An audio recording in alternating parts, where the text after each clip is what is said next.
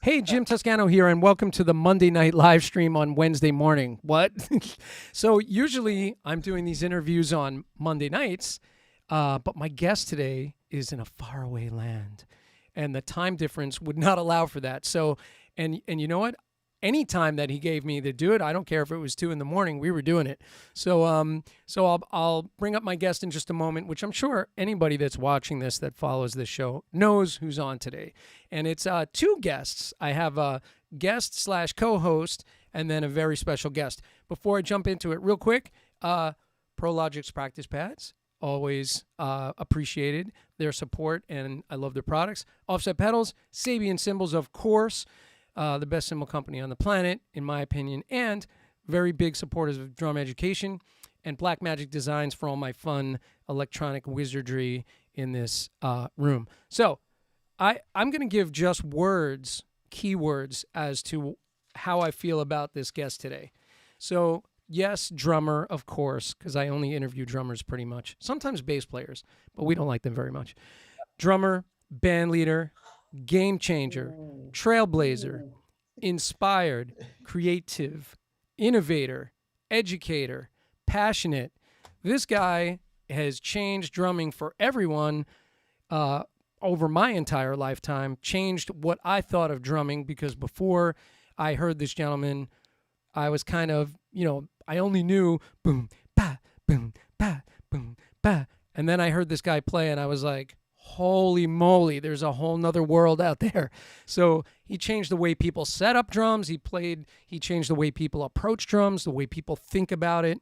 And some of my heroes, besides this hero today, have been inspired by him. Namely, one of my heroes, Simon Phillips, always points to this gentleman. And of course, my co-host, Dom Famularo, the global ambassador of drumming and George Clooney lookalike, is here today. And the amazing, the incomparable Billy Cobham is with us today. Let me bring these guys in. We did it. We're all here together. Just going to play a little bit of this record. Oh, yeah. I'm probably getting shut down right now for copyright infringement. Hopefully not. Hopefully not. This is Roller from Drum and Voice Volume 3, which has a buddy of mine, Bob Mincer, on there on tenor, and George Duke. Holy moly. This record's got Chaka Khan on it, Gino Vanelli, Alex Acuna, John Schofield. Holy moly, you name it. Novesanto. All right. We did it. We're here, guys. Billy Cobham, my special guest.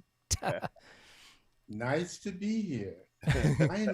Finally. Yeah, it's kind of been a long time coming. We've been planning this for some time.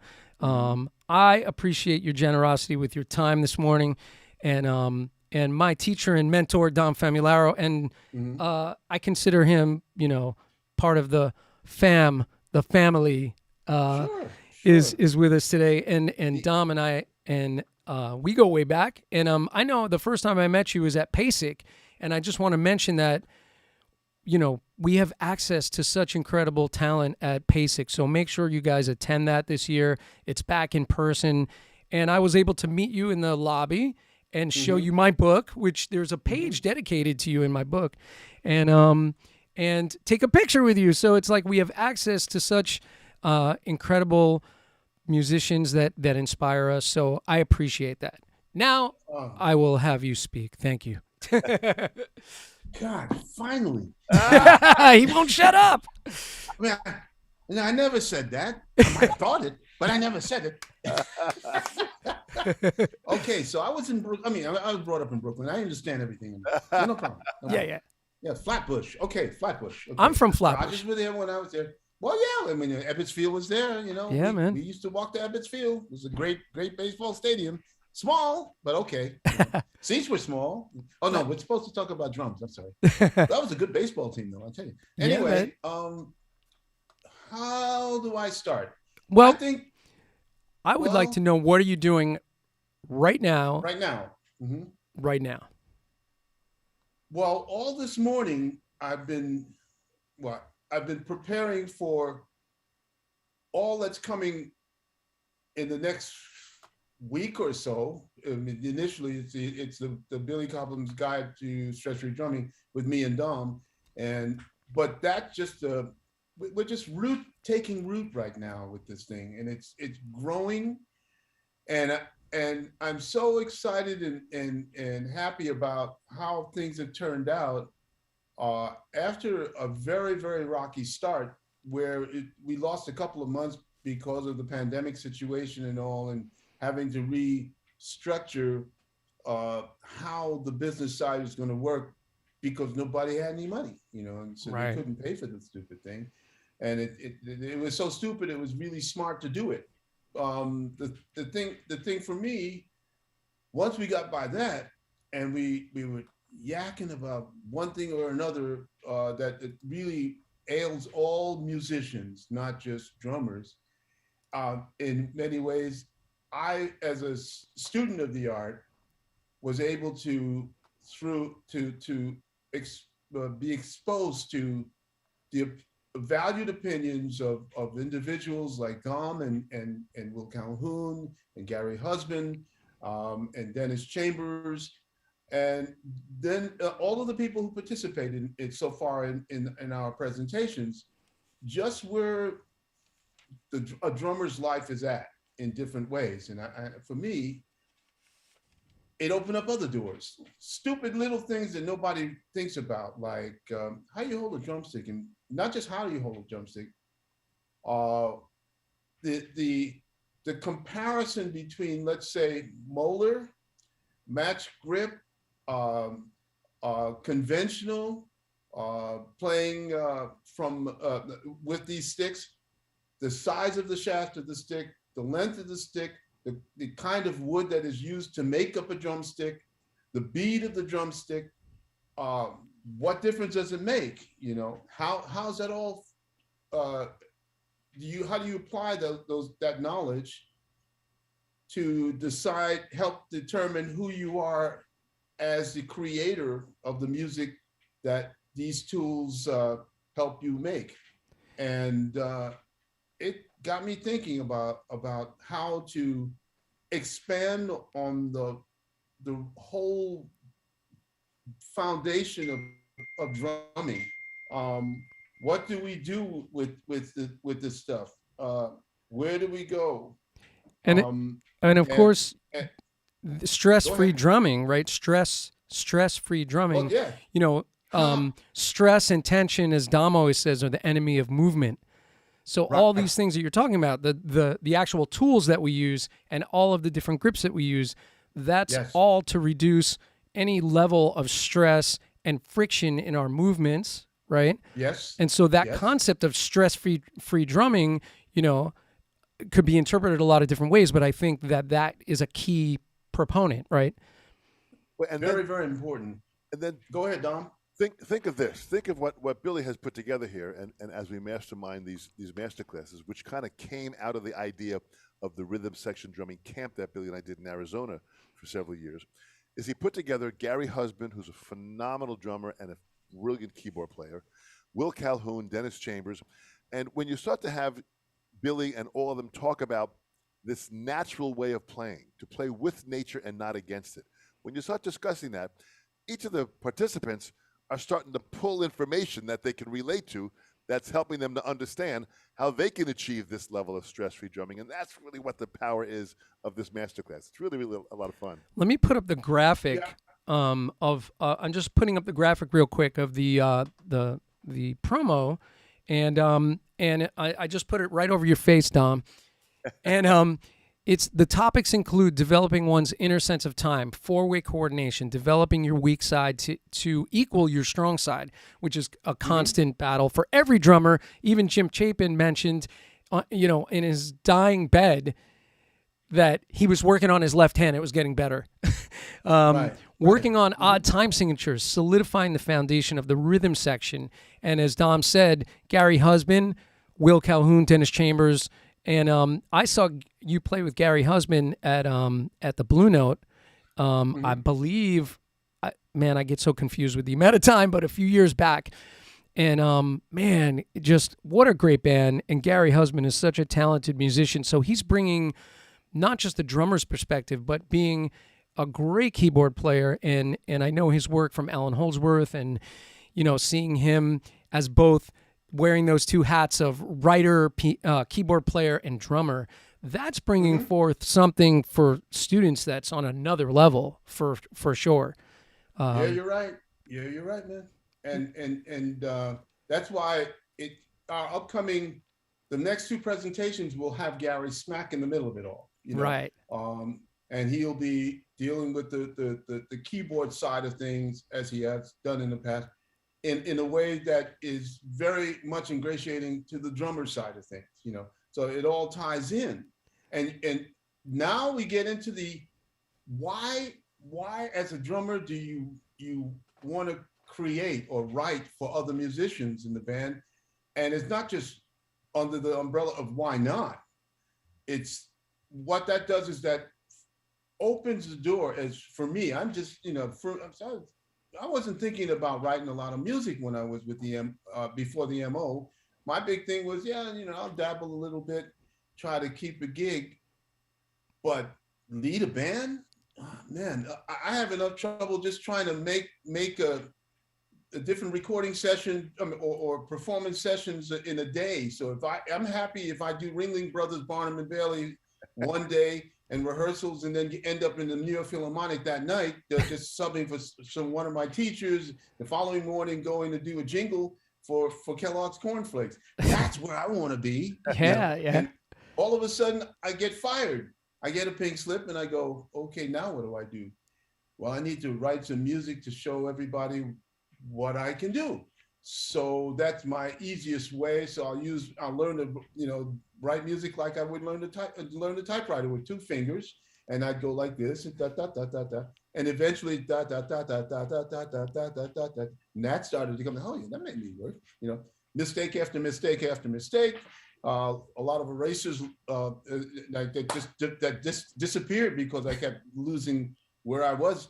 Eventually started to come, and it is everything else. You were born.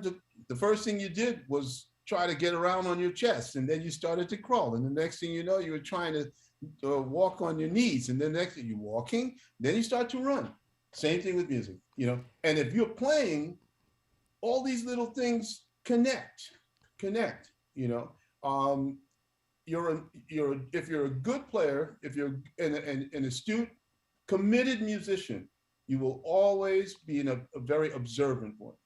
Right. I've seen some people whom I never thought would ever play the drums.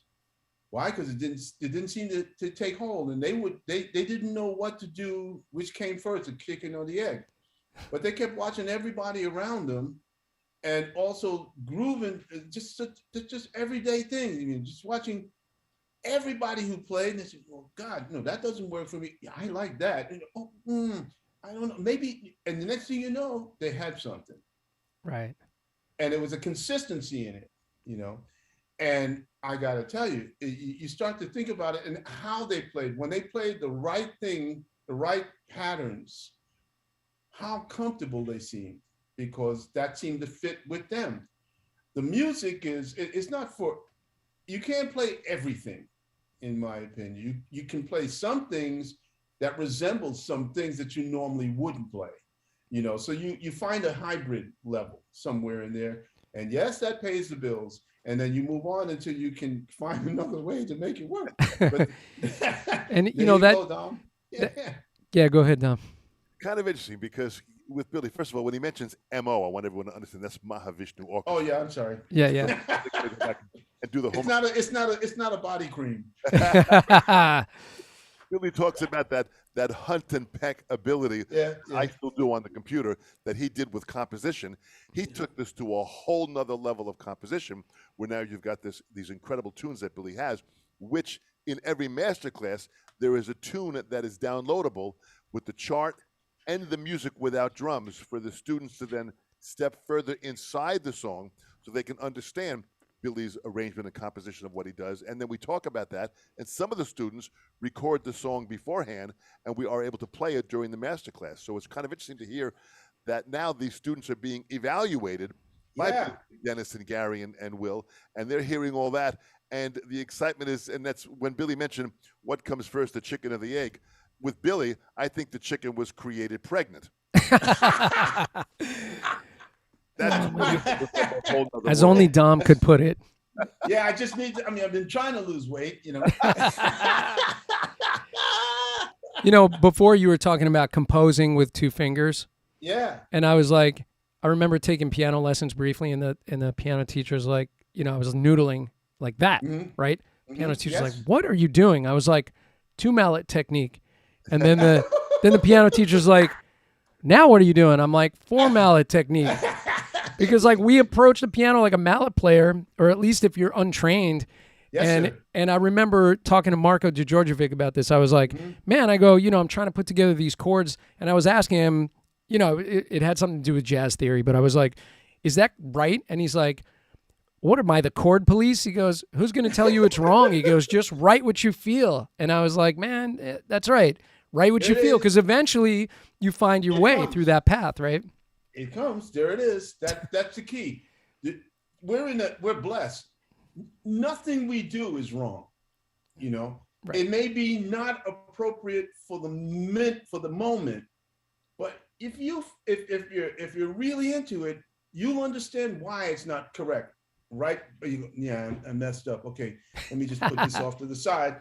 Let me just move into something that I know I can do here. So it's many. Gosh, I go to a lot of master classes, of course. Where was I? Was it Texas A&M once doing a master class with the orchestra, the percussion section, which was like, what? You guys ever see the Texas A&M marching military band football? They've got maybe 1,000 people on the thing, and so at least 200 drummers are just there, and I'm saying, okay, so bring a couple of guys on. I said, I want you to play for me. You play trap set, and obviously, and you're knowledgeable. What are you in here in school for? Is this a minor? They said, no. We're a postgraduate, blah blah. I said, really? Okay. Then you should be able to do this, right? There'd be a piece of cake. And they're looking at me like I'm, what?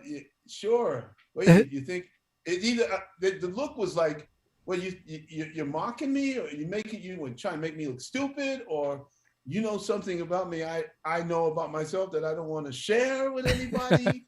And I'm going, come on, man, let's all play. So I said to him, before we play, what can you do that would tell me a story about who you are as a player? I said, I know you like jazz. I know you like rock. I know you like pop. Okay. How can you express yourself to give me that feeling when you play? And there's silence. I said, I'm going to play something for you, and I'll show you how I want to go. When I'm playing, I'm thinking this, and I start to play some Latin stuff. I start to play some pop things, and it just grooves and said, yeah, and then straight ahead. And but I try my best to tell a story. The whole idea is that I start one place and I just round it out in a few minutes what this is all about, and that's the end of the story. I said, that's what I want you to do. And they looked at me with mouths open. And I went, we're in trouble. Okay. Look, let's start another way. And those guys could not play anything past boom, back, boom, boom, back, boom, back, boom, boom, back. So I said, so that's who you are then. Right. I said, so all that other stuff that you read out of the book and all of this, yeah, you know it. And someone showed you how to do that. And you taught your body to do what you do. But if you want to sit down and really do who you are, that's who you are. So now that we know who you really are, let's build on that. Right. Yeah, everybody's path is different, right? So yes. somebody's voice was built upon, like if we talk about some older guys that maybe grew up in the 70s and all they listened to was disco and R&B, then their voice is deeply rooted in that, right? So 4 on the floor, and they're good at that, and they're good at that one thing. And you could work in the industry just knowing a few really good things if you're good at it.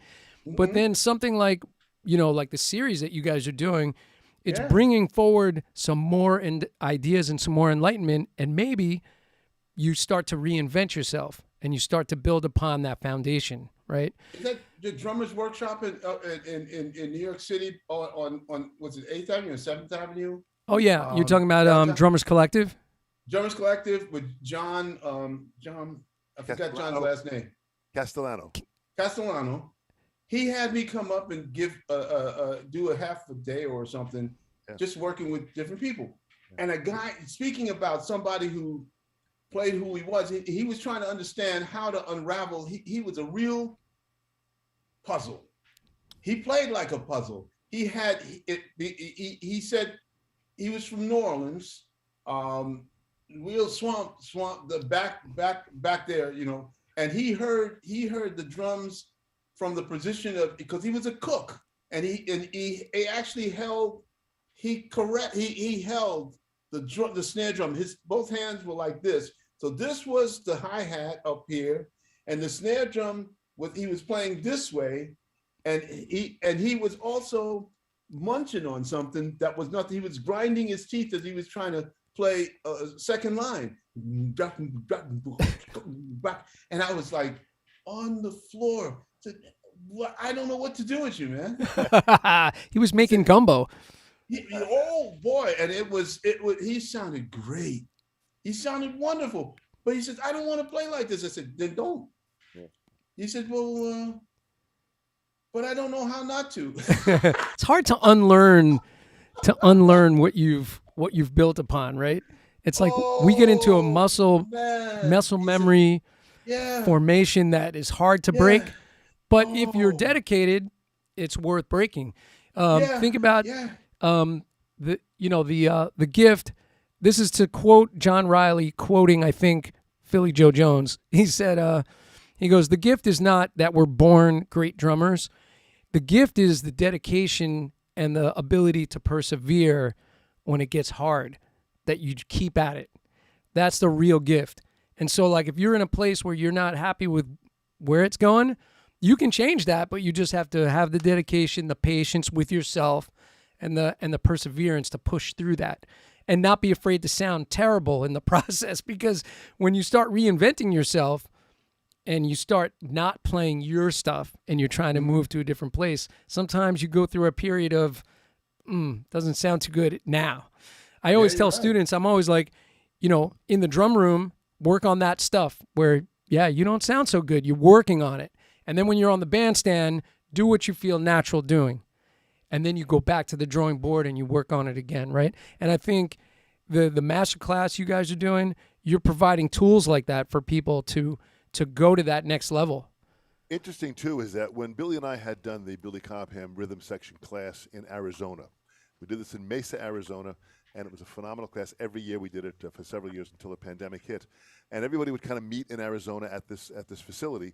And we witnessed in 1 week time, Billy, right? People going from really kind of like just a smaller perspective of their artistic ability, all of a sudden being exposed to Billy's band and all the different rhythm section, working with a bass player, guitar player, keyboard, and then having these, and then coming back together. After like 6 days, these people went through transformative changes of what they were aware of and playing that they had never thought of, that they were now exposed to. And they left literally different people than when they arrived. Right. This is what it's all about. It's the best way to hand down the experiences that we've collected along the road of our careers to those who come after us. That's the only way. And that's, no one can lie about that.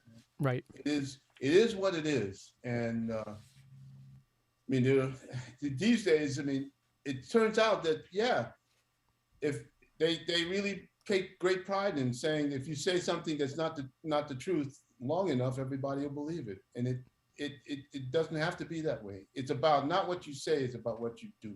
Yeah.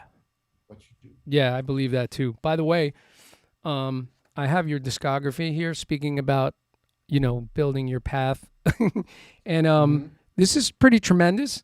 As a leader, there's a lot of titles in here, a lot of which I have.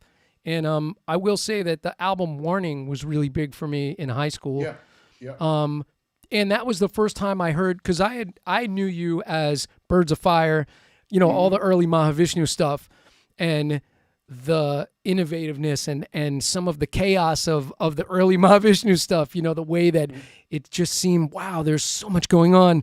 And then Warning was like this record that grooved so intensely, and it was sort of a simmer. It was like, let's make it simmer, and it just grooved so hard. And I love that record, and I always go back to that one. And I transcribed a few things in my book from that. And but then I'm looking at this at your discography, and your last title came out in 2020, Tierra del Fuego. Yeah. And right before that, Time Lapse Photos. Yep. 2019. Like, you are super busy, just as busy as you were.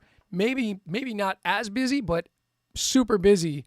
I'd say I'm busier now than I was when I was living in the United States, only because I have the opportunity to sit down in my little den and write and be creative, not just for making records, which now, interestingly enough, finding a place to sell the product is a problem. Right. It doesn't really exist on any consistent basis. But what's important is to continue. I found to continue to contribute to the scene, my thoughts and ideas based on my experiences on a daily basis, not just every so often. So as the music comes, I document it because we can now. Right. And it's like, okay, we pay the electricity bill here in the house. Let's do something with it that makes some sense. We'll record something. I'll sit down, keep the light on, and write some ideas and concepts based on whatever that has to do with what I do, which is playing or trying to share ideas through the educational environment. And just to pass it on and to share it down the road, because who knows, maybe I may have to do that. And so I'm always preparing myself. And so as it is right now, I've already recorded about 2 other portfolios of stuff that's looking to happen, because it's just an everyday thing that I do. That's great. And think about this. Technology has made it possible for us to share with other musicians across the world. Over the pandemic, I recorded 3 albums remotely with 3 different artists all over the place. And now I'm starting to get the mastered stuff in, and I'm like, I can't believe we did this, collectively and apart at the same time. And the thing, like with this series that you're doing with Dom, this is all being done through technology. You guys are all being connected. You're not sitting in the same room. You're bringing an entire series of master classes on Zoom. Thank you, Zoom, for providing such a good platform. So it's pretty crazy. And then you guys have these play-alongs that are there and PDF transcriptions, and you're just putting it all in real time on the platform. It's insane that we can do this. So in a way, the pandemic, while it was, of course, terrible things about it, there was a silver lining and this blessing that we all got out of it, that we got to connect on this level all over the place. I mean, look at this right now. We're all in the drum family sangha sitting together, right? And I always say, like, drummers, we're a crazy extended family. We are the ones that come together like this, not the bassoon players and the guitar players that are all turning their backs. We come together like a family. And we're using the technology. I think drummers are using the technology even on a higher level than everybody else. When they say, when you are delivered lemons, make lemonade. Well, with all these lemons, I've made lemon cookies, lemon cake, lemon meringue, and I also made limoncello. Man, we're making the most out of it, what we can. That's it. Just don't make... I got a yellow cello. I mean, it's fine, you know, and the strings are from Dario, you know, so that's all cool, Nice. you know. So I mean, bada boom, bada boom, bada boom, bada boom, ching. Then I've got carrot cake, and that tastes really good with coffee, man. You know? You're speaking my language. Hey, by the way, I just want to real quick because I'm going to check in the chat and we'll just see if there's any questions coming up. But the first one that you guys did, the 4 coordination one was on September 26th. That in the past. The next one coming up is October 24th, 12 to 3 p.m. This is interpreting musical passages in jazz, rock, Latin, and fusion, with the personnel that we mentioned. And Serengeti Plains will be the play along. And the foundational topics are interpretation, phrasing, ghost notes, tempo. And if you go to the website, stagesmusicarts.com/Billy-Cobham, go to the website, stagesmusicarts.com, and click on Get Tickets, and you can get tickets to that event. I'm going to jump into the chat real quick because I think we got some people saying hello, and we got potentially some questions. And by the way, I just want to mention that I'm repeating this episode Monday, October 18th at 7 p.m. Eastern Standard Time, Eastern Daylight Time. I'm going to put up this episode that we're doing today as a rerun on Monday night on my regular show so that my regulars who couldn't make it today, and namely some kids that are in school, they'll be able to see this in the repeat. And if there's any real questions that we don't get to, I'll try to through email to get back to everybody. So John Gill is saying hello from Oneonta, New York. He says, good morning, Jim, Dom, and Billy. Love to see Billy play some funky grooves today. Well, he's sitting at his desk, but we can all imagine what those funky grooves would feel like at the moment. Yeah. Gary Groovy, Gary Weiss, great drummer, great New York drummer, is here talking drums with us. Vincent LaRussa, my student and friend, longtime friend, in the house today. Bob Sears hanging with us today up in New Hampshire. Bob Sears attended the Billy Cobham class that Dom was talking about earlier in Arizona. He was an attendee, and he says he actually has a question, which I'll get to in a moment. There's a few more. Let's see. Anthony Cusina saying hi. He said, hi, Billy. Would you please talk about how you got started playing left-hand lead and how you went about developing your confidence in that? Well, do I have a time? Yeah. I'll cut you off if it's too long. Okay. All right. It's a very interesting thing that happened when I went to take a lesson. I was fooling around with the drums first and foremost, and I was around 7 years old, thereabouts. And my dad used to bring me on into some bars here because he played piano alone. Sometimes, you know, when my mom had enough of me, she'd just say, "Get him out of here." And so, with that said, because she had to take care of my brother who was still an infant at the time, and so that said, I would go with my dad and sit down and play on it. If it was a drum set there, I'd play a little bit with him.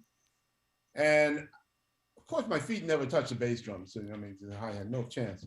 So that didn't work. And I'd come back and I kept wondering why the ride cymbal was on the right-hand side and the hi-hat was on the left. At that age, I mean, I don't know why, but for some reason, it seemed to me that the snare drum was clearly the one drum that all the musicians that I ever watched, like Mr. Payne and all, I mean, my dad knew Basie's band people and Dizzy's and all these guys, and all the drummers played were conventional. They played on the snare drum, even angled to the left, down onto the right, and they play over it like they were marching. And I always go, man, that's right. To myself, uncomfortable, didn't seem to make any sense. That's not the way I want to play. Back then, I was saying, there's got to be another way to do this. And I kept falling back into the idea that it would be great to, you know, to have a snare drum as my breakfast table, and I could eat everything, the cereal and everything, my Cheerios and all from there, or my Rice Krispies. Back then, that was the deal, you know. And the next thing you know, it started to take hold, and I started to say, well, do I have to hold the sticks this way? Can I maybe do this, you know? And the only person that seemed to agree with me was an infant brother of mine, Wayne, who was holding his rashes, his shakers like this. Rattles, yeah. Rattles, and I'm saying, so you think you should do this? Yeah. I said, okay, cool, we're gonna do this, Right. And he was the only one that was listening to me. So I think anyway. So I just started playing Smash. Next thing I know, somebody, whether Dexter or somebody, told my father, you should take that boy over to Sticks or Specs Powell. Specs Powell, I think it was Specs, not Sticks Hooper. Now Sticks Hooper was long ago. Specs Powell. And so we go to Specs Powell, and Specs Powell says, show me how you play. So I started playing left hand like this because I did that as well. And he said, no, you don't play that way. You have to play this way. And I said, and I said the magic word, why? And my father said, because he said you're supposed to. And I said, oh, okay. So I did that, and it's still in my head. I'm going, no, that's not right, man. Not for me. I need to play this way. And that way, I can do everything. And the next thing you know, I was just leaning with my left hand, brought the hi-hat down a couple of years later, because I went to music and art and I was already doing this. And I just started to play that way. And it felt really good. Me and the late Leo Mitchell, was a great drummer that never made it past maybe college, passed away. But we had a great idea. Al Foster was there at school. A lot of us were just doing that. Columbi was there. Bobby Columbi was at school. And a lot of us was doing all the things that they told us not to do. We were trying to find out why we shouldn't do it. And I ended up staying with it.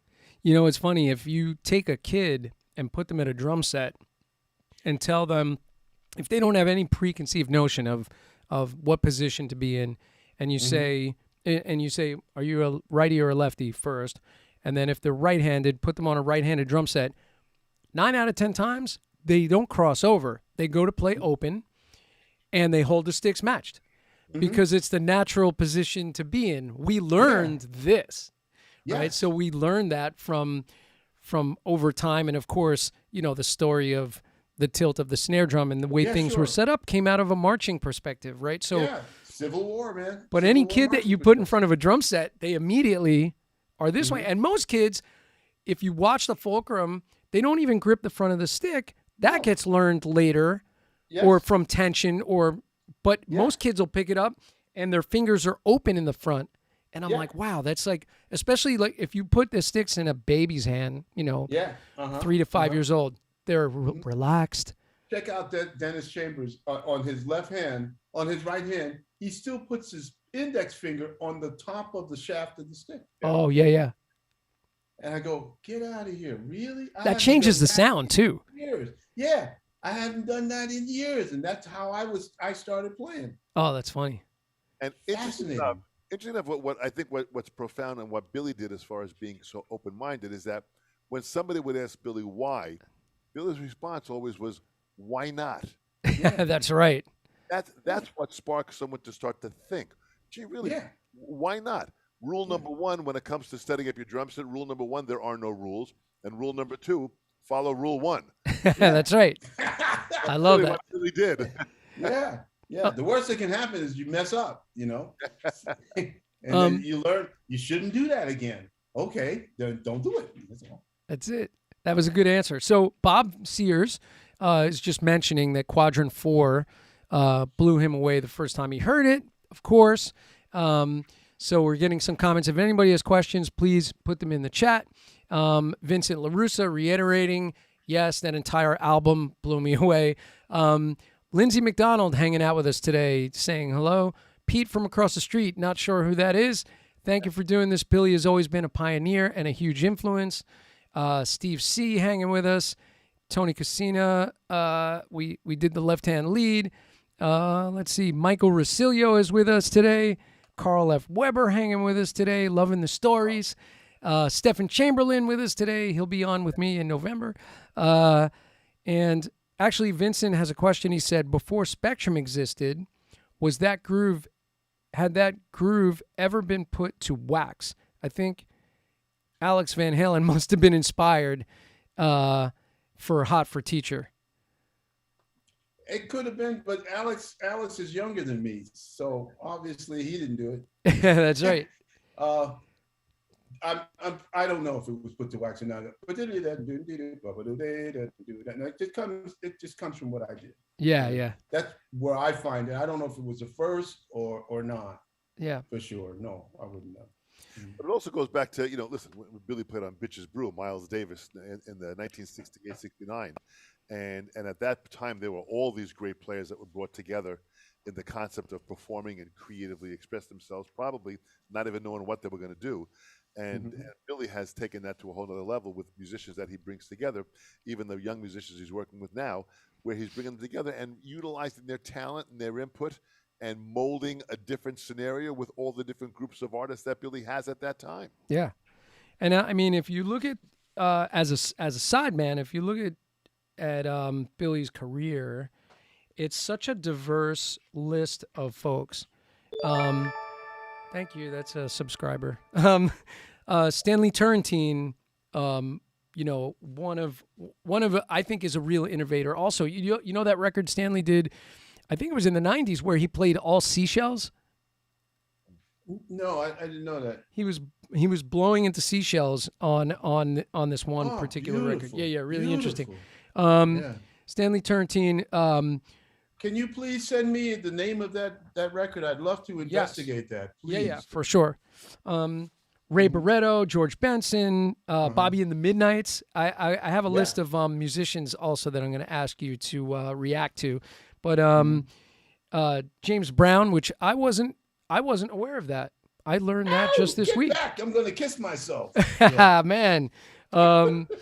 Kenny Burrell, Cargo, Ron Carter, Stanley Clarke, of course, Larry Coryell, Miles Davis, and the list goes on and on. I mean, it's what's molded your playing has got to, with that kind of diversity and that long tenure with all these different artists, that has shaped your creativity, right? And then each person that you work with affects you in another way. You add that creativity to your bag. So it's really impressive to go through, and I implore everybody just to go back and listen to all these recordings, including the Mahavishnu stuff, where I first learned about you. And so talk about the writing process just real quick for the last album. So you're writing this stuff by yourself, or are you co-writing? Yes. No, I co-writer. I don't think I never had a co-writer. Yeah. So this is all you, man. Yeah, it's somebody just told me that I did. It's the only person that has put out more albums than me is Art Blakey. Really? As a leader at drums, and I think he did hit 50. I know that I put out between 50. No, now I've surpassed that. But I mean, it's just taken a lot of time. Again, because what I'm writing is all about, it's like every step of the way in my career, in my life, what I do. And I'm sure that Art was a very good piano player, and not many people know about that, but he could play piano, he could compose, but he was also, him and Miles, great managers of bands. Right. I mean, how to run an organization, get from point A to point B, how to negotiate through a quandary of problems that happen every day on tour, off and on stage, and still have a successful night because, in essence, Art from the back of the band was the actual generator. He got everybody going. That groove, that shuffle that he played, which was notorious, right? Made you dance. I mean, you could not, play a bad note. You wanted to just sing through your instrument. What you couldn't do vocally. I mean, you listen to some of the things that they did, and the band was just dancing all the time and levitating, and when he was my real sponsor, the person that I looked to, he made you feel good. And when you looked at that little drum set that he had, that he would play on, you know, it was open up, and it was all about this is it right here, Yeah. you know, right here. And when you look at Art Blakey play, there's a joy on his face. yeah, oh yeah, The smile.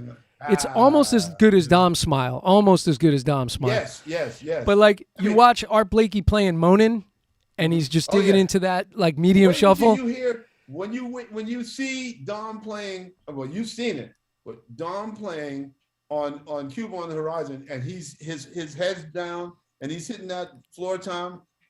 That's where you want to be. Oh yeah, that's where you want to be. You know, that's my Art Blakey. That and Dom Famularo, they come together right there. Dom's looking down, Art's looking forward. That's right. Bang, boom, I wish I had half the snare drum roll that Art had. My gosh, when he would take the sound and build the excitement from this roar of that snare drum. Roaring, man, roaring. You know, and then the dynamics of the band. I mean, they play with dynamics, and it's so important that not many bands do that enough. Right. You know, and I just thought, man, it would be amazing. I mean, that's another thing that I've learned to gain from him, and to want to try and do more and more and more, because it's not, the word dynamics can be so many different things. The dynamic of everything, the dynamic of the whole, the functioning of the organization. What are the dynamics there? But loud and soft is one dynamic. When where you place it, the intensity is another dynamic. Yeah. How the band plays, how the group presents itself as a unit. These things you learn with time. You cannot be taught that, unfortunately, in any institution. You have to go through the yin and yang of life to understand just what that really means. And that was a big plus about having to play some very long nights in a half note or the 5-spot or the blue note, where you had 4 or 5 shows a night until you got to Sunday, and then you had a matinee on Sunday plus 4 or 5 shows that night. Yeah. And you started to, what can we do differently? And how much do we have to play? Because again, you got horn players up front. They don't have iron for lips, so they can't play 4 or 5 shows and play solos all night. That train, that maybe Sonny Rollins, but after a while, there's not a whole lot of other people that could do that. Yeah. So then came the dynamics and how the band functioned as a unit, and that's where the Messengers came in. Whoa, yeah, man. But this is also what Billy does so well. Several different things. First of all, like Art Blakey, where he brought great musicians together who went on to have great careers. That's what Billy has done. He's always brought musicians together that have gone on to have their own great careers. Right. Sure. Which is so Miles. Yeah. I mean, I was blessed. I mean, to be able to be around, rubbing elbows, and in fact, working with some of those individuals, like Horace and Silver. I mean, our intensity level wasn't always just volume and speed. It was also in the ballads. How do you play intensely on a very soft ballad? Come see, and then you experience that, you understand. It's an emotion. And these things you have to learn to translate and incorporate into your performance. The only way that can happen is when you gain the respect of the audience, even in their silence. When they, I mean, everybody got you. You got through after you play what you played. And if it's the right time and the right frequencies, the right rhythm, whatever it is, it's going to just catch everybody and they go a collective sigh. Yeah. And that's when Billy grabs that audience in the palm of his hand musically, which is so powerful. And much like Art Blakey, who had a young Ralph Peterson Jr., rest in soul, that kind of formulated out of the Art Blakey world. You've got Dennis Chambers now coming out of Cobham's world, taking that to a whole other different level here. So it's pretty interesting to see the carrying on of this legacy. It's beautiful. It's wonderful to see all of that's happening. And it's very important. I can't overemphasize. Everybody can write. Anybody can write. If you want to, it's there. You don't have to, but it is a tool, and it's a wonderful thing to hear, to play the music of my colleagues who happen to play the drums Yeah. like me. So it's like, it's just about what you hear. So it took a minute. Okay. But I highly recommend that anybody can do what I do. It's a parallel language, and it's the most universal of all languages in the world, music. Yeah, That's and right. that's really humble when Billy says anybody can do what I do. Yeah, right. Yeah. Well, but But it's true. he's talking about, if he's talking about just the concept of writing, Yeah. something that I really agree with is that, this goes back to what I said before, the Philly Joe quote, is that a lot of people will start and then get afraid because it's not where they think it should be at that moment, and then step back and they won't do it anymore, instead of persevering and pushing through and going like, all right, maybe that song wasn't so great, but I'm going to build on that and keep I'll at give it. you It's something. keeping at it, man. I give you something. In 1981, I wrote a tune called "A Day's Grace." It was recorded by Barry Finnerty, Don Grolnick, and Tim Landers and myself on tour. Rest in A peace, Don live Grolnick. album. Okay, we played that tune. It was okay, and what happened was, it was the head, the bridge, and then there was solos. And I said to myself, there's got to be more. It's just that I don't know what else to do with it right now. So on Palindrome, I think, which is now in this millennium, is the next time I started playing that tune, and that's the next time I recorded that piece. So it took me over 30 years to get this done, to get it to a point where now it's a big orchestral piece that I've done, called "A Day's Grace." That is exactly based on those themes. Wow. It just comes when you have the knowledge, Right. and you have to. The only way you can gain the knowledge is by the experience. That's all. But it's so amazing because as we had just recently released the Drum Together video, which was the tune "Come Together," Yeah. that has gone out now around the world. It's got over almost 1 million views.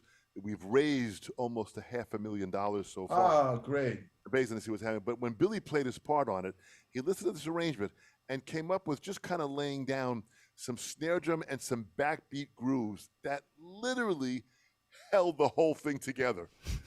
It just was the clarity of where the groove was, that over 100 drummers and a big band section and 20 violinists and Yeah. Good Lord. chorus that was on it. This whole thing was on there. It was a cattle call. It really was. It came down to Billy laying down this groove that just held it all together. So it was just so powerful to witness. Yeah. I didn't know. I mean, that's all I heard. I said, God, there's Gad, there's Weckl, there's Dom. What am I doing here? I don't need. I just have this one thing. So I took the old Sonor that Horace Link gave me, and from there, and this mesquite that Garcia had made out of Sierra, and I thought, oh, it's a 5.5 and a 15 by 14. Let me see. That's about it. I mean, nothing else to say. And I feel bad for Russ Miller, who had to put all the audio together. He did. He did. Russ Yeah, did? he put the audio together. I mean, that's a big My task. God. 100 drummers. Oh, And again, 158 musicians totally. Right. Chorus and the singers and the violins and again there were 5 trumpets, 4 trombones, and 5 saxes. So pretty amazing to see the wealth of it all. But Russ mixed it all together, and of course, that's beautiful, man. Billy was That's able to hold it beautiful. together with his groove. So it was a pretty exciting project. Yeah, try syncing up the 158 tracks. By the way, Larry Rizzo's in the house, and he said, sorry if this was, hi, Larry. Sorry if this was asked before. I got here a little late. I was teaching. Billy, where was the most, and this is on my list of speed round questions, where was the most interesting venue that you've ever played? So something that really stands out in your mind as a special venue. Minneapolis, the Tyrone Guthrie Theater, 1972, 73, somewhere in there. The reason why it comes out is because there used to be an airline, I don't know if it's still there, called Ozark Airlines. And we were Mahavishnu Orchestra. The MO was flying from, I don't know, maybe Chicago. We played the auditorium, and then somehow struggled to get to the airport, to get to Minneapolis on this short little hop. And in the process, it started snowing. But in the snow, Rick was sitting next to me, and we were just talking. All of a sudden, we heard "Bah!" and we had been hit by lightning up there in the plane. Right? Whoa. Okay, we're late. We come down because they couldn't figure out how to land. It was just, it was snowing, and it was the winter in Minneapolis. And I highly don't recommend going to Minneapolis in the winter. Maybe now you might get away with it because of the climate thing, but it was back then. It was cold and really, really snowing heavy. So we had to wait at the airport until they cleared the streets from the airport so we could get into town. And by that time, we blew sound check, no chance. Right. So the big deal was, the promoter said, if you're not here on time, you don't get paid, at least to the manager. So we had to go. I had on snow trekking boots. Only thing missing from my legs was snow shoes. Those were as big as those boots were. And I was so cold, man. I had a Norwegian sweater, all of that. We get there, the place is completely sold out in the snow, okay? And it was one of the most amazing rooms to perform in, for me, acoustically, that I'd ever performed in my life. I heard every note everybody played at the minimal amount of volume that I needed on the bandstand, which was very, very rare for me to say about the MO. And also in the audience, the people who waited for us to come, because we ended up being late, we didn't get a chance to change. Wow. We walked on the bandstand. I walked on the bandstand in a Norwegian sweater, which, trust me, it's like an Irish knitted sweater for fishing, It was stupid, and I had on an Eskimo jacket and all of that. And they're sitting in the very front row. It's all of the Santana band, Dougie Rouse, Carlos, everybody. It was like, it made us want to play, and we had a ball. The next thing you know, it was over. Oh my God! And the next thing you know, when you looked at what time it was when it was over, we'd already played over 3.5 hours, and we didn't even take a break. Wow! We just kept the solos just kept going on. I may have stopped for Lotus and an Irish Stream, and that was just somewhere in the middle. The rest of the time, I was playing. Wow! All oh my the time. God! Boy, Jim, you can see with all these different stories that Billy has, this is going to have to be a part 2. Oh my God! Absolutely. I think a part 2 will happen, and we can get into even more of the stuff, because it's really amazing just how the wealth. Hey, Dom, you got to teach. Yeah, Dom, you got a student. But for sure, and continue on. But it really needs to have a part 2. I think, Jim. I believe so. Scheduled again, and maybe just after our next master class or before, we'll put it together and map out a plan for this to happen. Yeah, we should. There's a lot of interesting things that I've come across that I think it